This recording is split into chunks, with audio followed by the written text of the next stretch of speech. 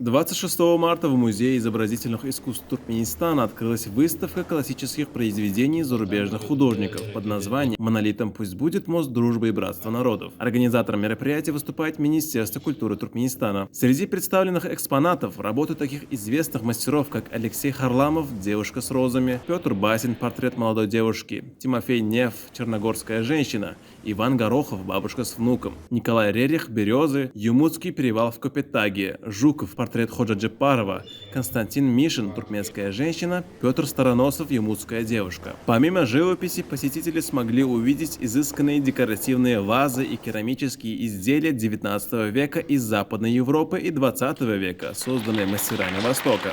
Anha şuun hem mäkäm bolsun dostlugyny köprüsi atly sergi geçirilýär. Biz hem şu serge Türkmenistanyň Döwlet Çeperçilik Akademiýasynyň halipa muallimleri hem-de talip deňdoşlarymyz bilen geldik. Şekillenir sungaty ruhy gözellikde kemal tapýar.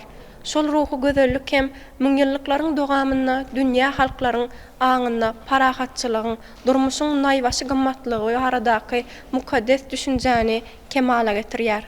Dünya yüzünün şekillenir sungatynyň ussatlygynyň kalplaryna dören gymmatlyklaryň, parahatçylyklaryň sesi, ebedilik ornaşýar. Şu pursatdan peýdalanyp biz ýaşlara okumany, öwrenmäge, şeýle ýokary jaýlaryna bilim almaga döredip berýän mümkinçilikler üçin türkmen halkynyň milli lideri, gahrman arkadal gahrman serdarymyza köp sag bolsunmyz aýtýarys.